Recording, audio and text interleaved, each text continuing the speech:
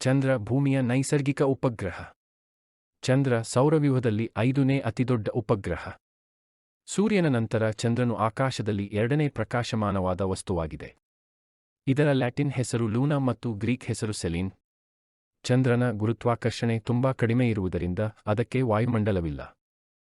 ಚಂದ್ರನಿಗೆ ತನ್ನದೇ ಆದ ಬೆಳಕು ಇಲ್ಲ, ಅದು ಸೂರ್ಯನ ಬೆಳಕನ್ನು ಪ್ರತಿಫಲಿಸುತ್ತದೆ. ಚಂದ್ರನ ಕಕ್ಷೆಯು ಅಂಡಾಕಾರದ ಅಪ್ರದಕ್ಷಿಣಾಕಾರ ಕಕ್ಷೆಯಾಗಿದೆ. ಭೂಮಿಯ ಸುತ್ತ ಒಮ್ಮೆ ತಿರುಗಲು ಮತ್ತು ಸುತ್ತಲೂ ಸಮಾನ ಸಮಯ ತೆಗೆದುಕೊಳ್ಳುತ್ತದೆ. ಭೂಮಿಯ ಸುತ್ತ ಚಂದ್ರನ ಅಂಡಾಕಾರದ ಕಕ್ಷೆಯಿಂದಾಗಿ ಚಂದ್ರ ಮತ್ತು ಭೂಮಿಯ ನಡುವಿನ ಅಂತರವು ವಿಭಿನ್ನವಾಗಿರುತ್ತದೆ. ಗರಿಷ್ಠ ದೂರವನ್ನು ಅಪೋಗಿ ಅಥವಾ ಉಚ್ಚಸ್ಥಾನ ಎಂದು ಕರೆಯಲಾಗುತ್ತದೆ ಮತ್ತು ಕನಿಷ್ಠ ದೂರವನ್ನು ಪೆರಿಗಿ ಅಥವಾ ನಿಚ್ಚಸ್ಥಾನ ಎಂದು ಕರೆಯಲಾಗುತ್ತದೆ. ಸುಮಾರು 4.5 ಶತಕೋಟಿ ವರ್ಷಗಳ ಹಿಂದೆ ಥಿಯಾ ಎಂಬ ದೊಡ್ಡ ಕ್ಷುದ್ರಗ್ರಹವು ಭೂಮಿಗೆ ಅಪ್ಪಳಿಸಿತು. ಇದು ಭೂಮಿಯಿಂದ ಧೂಳು ಮತ್ತು ಬಂಡೆಗಳ ಸ್ಫೋಟಕ್ಕೆ ಕಾರಣವಾಯಿತು. ಇದರಿಂದಾಗಿ ಧೂಳು ಮತ್ತು ಕಲ್ಲಿನ ತುಣುಕುಗಳು ಭೂಮಿಯ ಸುತ್ತ ಸುತ್ತಲೂ ಪ್ರಾರಂಭಿಸಿದವು. ಅದು ನಂತರ ಒಂದಾಗಿ ಚಂದ್ರನನ್ನು ರೂಪಿಸಿತು.